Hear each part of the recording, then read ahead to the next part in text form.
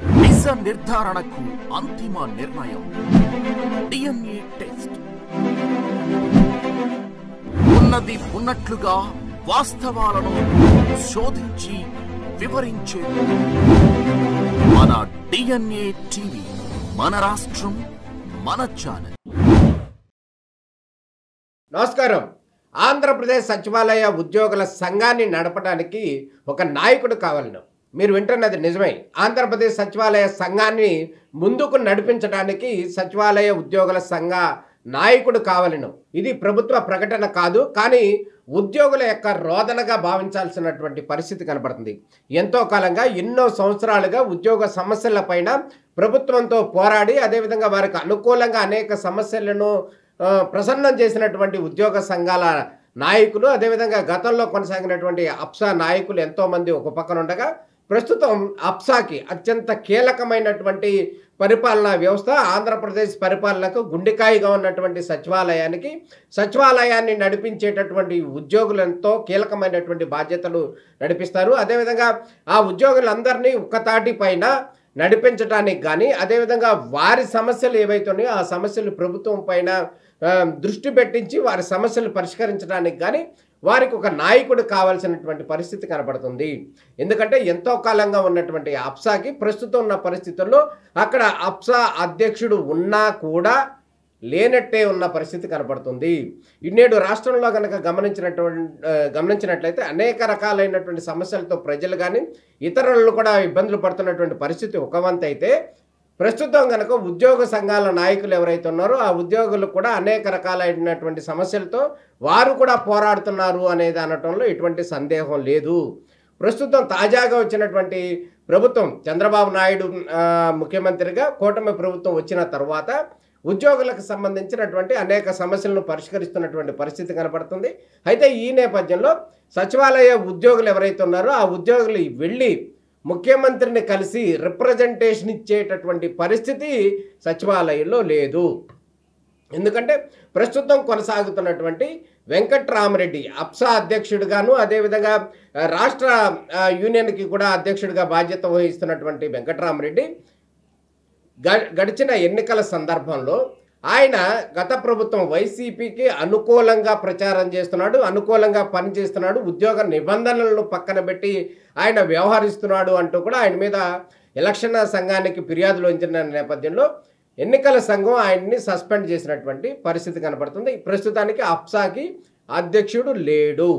6 నెలల కాలం జరుగుతున్నప్పటికి కూడా, అంటే ఈ ఎన్నికలు జరిగే ఈయన సస్పెండ్ అయినప్పుడు పరిస్థితి కనుక గమనించినట్టయితే 6 నెలలు గడిచిపోయింది. అంటే అప్సాకి అధ్యక్షుడు ఉన్నా కూడా లేనట్టే అనేటువంటి పరిస్థితి కనబడుతుంది. ఎందుకంటే ఈయన ఉద్యోగంలో ప్రస్తుతం ఆయన లేరు, కానీ అప్సా అధ్యక్షుడిగా కొనసాగుతున్నాడు అనేది మాత్రం మనకు వినపడుతున్నటువంటి పరిస్థితి. అయితే ఈ వ్యవహారంలో కూడా ఉద్యోగుల మధ్య భిన్నాభిప్రాయాలు ఉన్నటువంటి పరిస్థితి కనబడుతుంది. ఆయన ఇప్పుడు ఈ రాష్ట్రానికి ముఖ్యమంత్రిగా నారా చంద్రబాబు నాయుడు గారు వచ్చారు. ఆయన వచ్చిన సందర్భంలో ఆయన ఒక ఉద్యోగ సంఘ నాయకుడిగా ఉంటే కనుక ఆయన సచివాలయ ఉద్యోగ సంఘానికి అప్సాకి అదేవిధంగా నిజంగా ఆయన అధ్యక్షుడిగా ఉన్నట్టయితే, ఆయన కొనసాగుతున్నట్టుగా భావించినట్లయితే, ఆయన రాష్ట్ర ముఖ్యమంత్రి కానీ అదేవిధంగా సిఎస్కి కానీ ఉద్యోగుల పక్షాన వెళ్ళి బొక్క ఇవ్వటం కానీ లేకపోతే ఒక వినతి పత్రం ఇవ్వటం కానీ చెయ్యాలి. ఈయన వన్ సైడ్గా పనిచేసినటువంటి పరిస్థితి కనబడుతుంది. ఈ నేపథ్యంలోనే నేడు ఉన్నటువంటి ముఖ్యమంత్రి చంద్రబాబు నాయుడుని వెళ్ళి కలిసే ప్రయత్నం కానీ ఆయనకి రిప్రజెంటేషన్ ఇచ్చేటటువంటి పరిస్థితి కానీ లేదు. అదేవిధంగా గతంలో కనుక మనం గమనించినట్లయితే సమైక్యాంధ్ర ఉద్యమ సందర్భంలో కావచ్చు, అటు ఉద్యోగ సంఘాలందరూ రాష్ట్ర వ్యాప్తంగా ఎన్నో ఉద్యమాలు చేసినప్పటికి కూడా అప్పుడు కంబైన్డ్ రాష్ట్రంలో సచివాలయానికి సంబంధించినటువంటి ఉద్యమాన్ని కీలకంగా నడిపించినటువంటి వ్యక్తి ఉప్పుటూరి మురళీకృష్ణ. ఈయన కూడా 2 పర్యాయాలు అప్సాకి అధ్యక్షుడిగా కొనసాగారు. అదేవిధంగా అనేక ఎంప్లాయీస్ని అటు హైదరాబాద్లో ఉన్నటువంటి ఎంప్లాయీస్ అప్పుడు రాష్ట్ర విభజన సందర్భంలో 2016లో ఇక్కడికి ఆంధ్రాకి తీసుకువచ్చే సందర్భంలో ఉప్పుటూరి మురళీకృష్ణ యొక్క పాత్ర చాలా కీలకమైందని చెప్పాలి. అప్పుడు ముఖ్యమంత్రిగా ఉన్నటువంటి చంద్రబాబు నాయుడు, మురళీకృష్ణ, అదేవిధంగా అప్పుడు ఎన్జిఓ అధ్యక్షుడిగా ఉన్నటువంటి అశోక్ బాబు, వీళ్ళందరూ కూడా సమన్వయంతో ఆ రోజు ఉద్యోగులని హైదరాబాద్ నుంచి వెలగపూడి సచివాలయానికి తీసుకురావడం, తీసుకొచ్చిన సందర్భంలోనే వారికి 5 రోజులు మాత్రమే ఉద్యోగ బాధ్యతలు ఇవ్వాలి. అదేవిధంగా వారు అక్కడి నుంచి ఇక్కడికి వస్తున్న సందర్భంలో ఇక్కడ ఫ్రీ అకామిడేషన్ ఇవ్వాలి అనేటటువంటి అనేక రకాలైనటువంటి వసతులు ఉద్యోగులకు కల్పిస్తూ అనేక రాయితీలు కూడా వాళ్ళకి ఇచ్చే ప్రక్రియలో అప్పుడు ఉన్నటువంటి అప్సా అధ్యక్షుడు చేసినటువంటి ప్రభుత్వంతో జరిగినటువంటి సంప్రదింపుల నేపథ్యంలో అప్పుడు ముఖ్యమంత్రిగా ఉన్నటువంటి చంద్రబాబు నాయుడు సానుకూలంగా స్పందించారు. ఆ విధంగా అప్పటి నుంచి ఇప్పటి వరకు కూడా కొనసాగుతున్నటువంటి పరిస్థితి ఆ 5 రోజుల ఉద్యోగ బాధ్యతలు. అదేవిధంగా కనుక గమనించినట్లయితే మరోసారి మళ్ళీ చంద్రబాబు నాయుడు రాష్ట్ర ముఖ్యమంత్రిగా అయ్యారు. కానీ ఈ సందర్భంలో ఇక్కడ ఉద్యోగులకు సంబంధించినటువంటి అనేక విషయాలు అనేక సమస్యలు ఉన్నాయని చెప్పి ఉద్యోగులు వాపోతున్నటువంటి పరిస్థితి కనబడుతుంది. ప్రధానంగా కనుక గమనించినట్టయితే ఉద్యోగులు ఎవరైతే ఉన్నారో వాళ్ళకి సంబంధించి కొన్ని ఇష్యూస్ ఉన్నాయి. అవి ఏంటంటే ఐఆర్ కావచ్చు, పిఆర్సీ కావచ్చు, డిఏ కావచ్చు, అదేవిధంగా ఎర్నల్ లీవ్స్కి సంబంధించినటువంటి మనీ రావడానికి సంబంధించి కావచ్చు, అదేవిధంగా పదవి విరమణ పొందినటువంటి ఉద్యోగులు ఎవరైతే ఉన్నారో వారికి సంబంధించి పెన్షన్ డిక్లేర్ చేయటం కావచ్చు. ఇటువంటి అంశాలు అనేక సమస్యలు కూడా వారి నెత్తి మీద ఉన్న పరిస్థితి కనపడుతుంది. వాళ్ళు వీళ్ళు ఎవరిని అడగాలో కూడా ఏ విధంగా ప్రభుత్వానికి రిప్రజెంట్ చేయాలో కూడా తెలియనటువంటి పరిస్థితి ఉంది. అదేవిధంగా అన్నిటికీ కంటే ఇక్కడ ముఖ్యమైనటువంటి విషయం ఏదైతే ఉందో ఒక ఉద్యోగి ఎవరైతే ఉన్నారో ఆ ఉద్యోగి రిటైర్మెంట్ అయిన తర్వాత ఏదో ఒక సొంత ఇంట్లో ఉండాలి అనేటటువంటి ఒక కళ ఉంటుంది. ఆ సందర్భంలోనే హైదరాబాద్లో ఉన్నటువంటి ఉద్యోగులందరినీ కూడా అమరావతికి తీసుకొచ్చిన సందర్భంలోనే అప్పుడు నారా చంద్రబాబు నాయుడు ఒక ప్రకటన చేశారు. అప్పుడు ఏంటంటే ఈ రాష్ట్రానికి వచ్చినటువంటి సచివాలయ ఉద్యోగులు కావచ్చు, అదేవిధంగా ఐఏఎస్ అధికారులు కావచ్చు, ఐపీఎస్ అధికారులు కావచ్చు, జడ్జిలు కావచ్చు, అదేవిధంగా పత్రికా విలేకరులు కావచ్చు, వీరందరికీ కూడా ఆంధ్రప్రదేశ్లో ఉండటానికి సంబంధించి నివాస స్థలం ఇవ్వాలి అనేది ప్రధానమైనటువంటి అప్పుడు ఉద్యోగులు వీరందరూ కూడా ముఖ్యమంత్రిని కోరటం జరిగింది. అదేవిధంగా అప్పటి ముఖ్యమంత్రి ఇప్పటి ముఖ్యమంత్రి చంద్రబాబు నాయుడు క్లియర్గా వారికి హామీ ఇచ్చారు. ఏదైతే ప్రజల రాజధాని ఏదైతే ఉందో ఆ రాజధానిలోనే ఉద్యోగులకు సంబంధించినటువంటి ఇళ్ల స్థలాలు ఇవ్వటానికి క్లియర్గా దానికి సంబంధించినటువంటి ప్రొసీడింగ్స్ ఫైల్స్ అన్నీ కూడా ముందుకు వెళ్ళినటువంటి పరిస్థితి 2019లో. అయితే ఆ తర్వాత మారినటువంటి ప్రభుత్వము, తర్వాత వచ్చినటువంటి వైఎస్ఆర్సీపీ ప్రభుత్వము ఆ నేపథ్యంలోనే ఉద్యోగుల విషయానికి సంబంధించి కానీ ఐఏఎస్ అధికారుల విషయానికి సంబంధించి అన్నీ కూడా పక్కన పడేసినటువంటి పరిస్థితి. మళ్ళీ తాజాగా కనుక గమనించినట్టయితే ముఖ్యమంత్రిగా చంద్రబాబు నాయుడు వచ్చారు, అదేవిధంగా మున్సిపల్ శాఖ మంత్రిగా నారాయణ వచ్చారు. ఈ నేపథ్యంలో ఉద్యోగులందరూ కూడా మళ్ళీ చంద్రబాబు నాయుడు వచ్చారు కాబట్టి గతంలో ఇళ్ల స్థలాలు ఇస్తానని చెప్పి హామీ ఇచ్చారు చంద్రబాబు నాయుడు. దానికి సంబంధించి ఒక రిప్రజెంటేషన్ ఇవ్వటానికి కూడా వీళ్ళకి సరైనటువంటి వే లేదు. ఎందుకంటే ప్రస్తుతం ఉన్నటువంటి అప్సా అధ్యక్షుడు వైఎస్ఆర్సీపీకి వన్ సైడ్గా పనిచేశాడంటూ కూడా ఆయన సస్పెండ్ అయినటువంటి పరిస్థితి. గతంలో పనిచేసినటువంటి మురళీకృష్ణ ఎవరైతే ఉన్నారో ఆయన గడిచిన 5 సంవత్సరాల్లో కూడా అనేక రకాలైనటువంటి వైసీపీ ప్రభుత్వం వచ్చిన సందర్భంలో అనేక ఇబ్బందులు పడ్డాడని చెప్పి ఆయన తాత్కాలికంగా పక్కకు తప్పుకున్నటువంటి పరిస్థితి. మళ్ళీ ప్రస్తుతము యాక్టివ్గా ఉన్నటువంటి పరిస్థితి. అంటే కనుక గమనించినట్టయితే ప్రస్తుతం అప్సా ఉందో లేదో కూడా తెలియనటువంటి పరిస్థితి. ఉద్యోగుల సమస్యలు ఎవరైతే ఉన్నాయో ఆ సమస్యలు ఎవరికి చెప్పుకోవాలో తెలియనటువంటి పరిస్థితి. అసలు అంతేందుకు ఒక విచిత్రమైనటువంటి సంఘటన ఏదైతే ఉందో మొన్న బుడమేరు వరదలు వచ్చిన సందర్భంలో ఉద్యోగుల తరపున సచివాలయ ఉద్యోగుల తరపున కొంత మొత్తం రాష్ట్ర ముఖ్యమంత్రికి కొంత సహాయం చేశారు.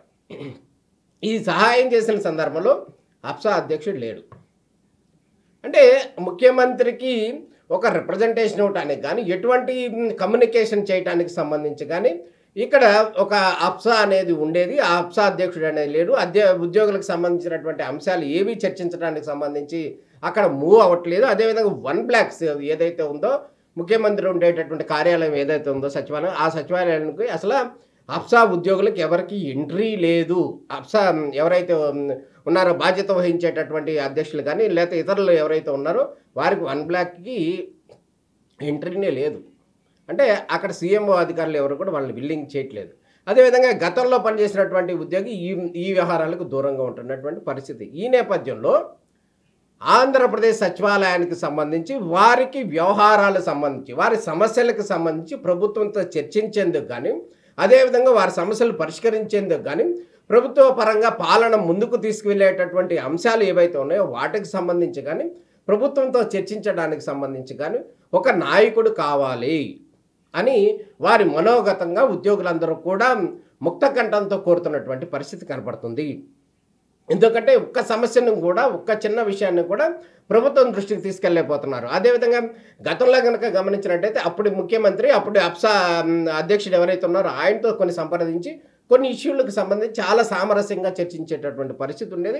కానీ ప్రస్తుతం అటువంటి పరిస్థితి లేదు. గతంలో వైసీపీలో ప్రభుత్వంలో కొనసాగినటువంటి అధ్యక్షుడే ప్రస్తుతం ఉండటం, ఇంకా దానికి సంబంధించినటువంటి ఆయన ఆల్రెడీ సస్పెండ్ అయిపోయి ఉండటం, కానీ అప్సా మాత్రం ఇది సపరేట్ అంటూ ఇది సపరేట్గా ఉండటం అనేది ఏదైతే ఉన్నో భిన్న కోణాలు ఏవైతే ఉన్నాయో ఇవన్నీ కూడా వృధా ప్రయాసగా వాళ్ళందరూ చెప్తున్నారు.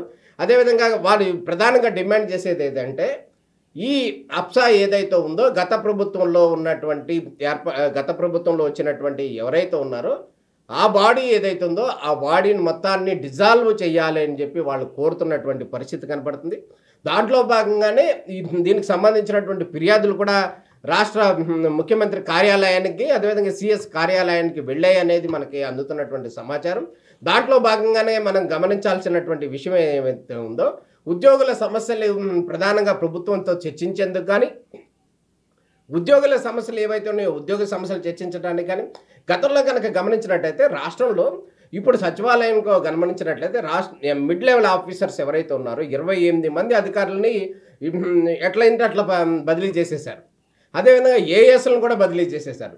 రేపు మాపు సెక్షన్ ఆఫీసర్స్ 250 మంది ఉన్నారు, వాళ్ళందరినీ కూడా అటు ఇటు బదిలీ చేసే అవకాశం కనపడుతుంది. అంటే ఈ ట్రాన్స్ఫర్స్ అనేటటువంటి అంశం ఏదైతే ఉందో ఇది ఏ విధంగా గందరగోళంగా జరిగిందనేది మనం ఒక ఉదాహరణ చెప్పుకుంటే గడిచిన 2.5 నెలల క్రితం సచివాలయంలో ఉండేటటువంటి మిడ్ లెవెల్ ఆఫీసర్స్ని 28 మందిని ట్రాన్స్ఫర్ చేశారు. అయితే ఇప్పటి వరకు కూడా దాదాపు 5గురు కూడా ఉద్యోగులు ఎవరు కూడా అందులో చేరలేదు. అంటే వారు ఏ విధమైనటువంటి కన్సల్టేషన్స్ చేయకుండా వన్ సైడ్గా దానికి సంబంధించినటువంటి బదిలీల ప్రక్రియ చేశారు కాబట్టే ఆ ఉద్యోగులు దాన్ని అవాయిడ్ చేశారు. అదేవిధంగా కనుక ప్రభుత్వం కూడా ఏం చేయలేనటువంటి పరిస్థితి కనపడుతుంది. అంటే ప్రభుత్వం ముందే దీనికి సంబంధించినటువంటి ట్రాన్స్ఫర్స్ కానీ ఉద్యోగాలకు సంబంధించినటువంటి అంశాలను కనుక చర్చించి బదిలీలు కనుక చేసినట్టయితే ఎటువంటి ఇబ్బంది ఉండదు అనేది ప్రధానంగా వాళ్ళు చెప్తున్నటువంటి వర్షం. మొత్తాన్ని కనుక ఈ ఉద్యోగులకు సంబంధించినటువంటి వర్షన్ ఏదైతే ఉందో ఐఆర్ కావచ్చు, డిఏ కావచ్చు, అదేవిధంగా ఎర్నల్ లీవ్స్ కావచ్చు, అన్నిటికీ మించి ఇళ్ల స్థలం సంపాదించేటటువంటి అంశం ఏదైతే ఉందో రిటైర్ అయిపోతున్నటువంటి పరిస్థితి కొంతమంది అయితే వారికి సంబంధించినటువంటి అంశం మీద ప్రభుత్వంతో చర్చించి ప్రభుత్వం దగ్గర నుంచి కూడా దానికి సంబంధించి సానుకూలమైనటువంటి నిర్ణయం వస్తే కనుక చాలా మంచిగా ఉంటుంది. అదేవిధంగా ప్రభుత్వానికి పనిచేయడానికి సిద్ధంగా ఉన్నాం. కానీ ఆ వర్షన్కు సంబంధించినటువంటి ప్రభుత్వానికి చేరవేసే వాళ్ళు లేరు. అదేవిధంగా ఉద్యోగ సమస్యలు వారికి చెప్పేవాళ్ళు లేరు. పిఆర్సీ అంశం అసలు చర్చించే వాళ్ళు లేరు, అడిగేవాళ్ళు లేరు.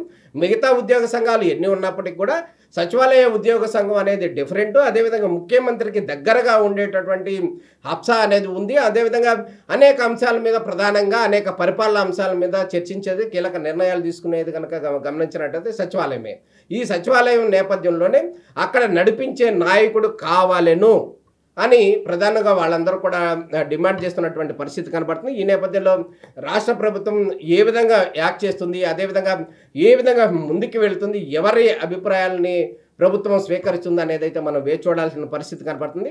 ప్రస్తుతం అయితే కనుక సచివాలయ అప్సా అధ్యక్షుడు అంశం ఏదైతే ఉందో అందులో మాత్రం మీమాంస కొనసాగుతుంది, క్వశ్చన్ మార్క్ కొనసాగుతుంది. వారికి రిప్రజెంటేషన్ చేసేటటువంటి పరిస్థితి లేదు. అనాథగా మారిపోయినటువంటి సచివాలయం ఉద్యోగుల సంఘం అధ్యక్షుడి పాత్ర అనేది మాత్రం వాళ్ళందరూ కూడా చెప్తున్నటువంటి వర్షం. ఈ సమస్యని రాష్ట్ర ప్రభుత్వం త్వరలో పరిష్కరించాలని చెప్పి వారందరూ కూడా ముక్త కంఠంతో కోరుతున్నటువంటి పరిస్థితి. ఏం జరుగుతుందనేది మాత్రం వేచి చూడాలి. నమస్కారం.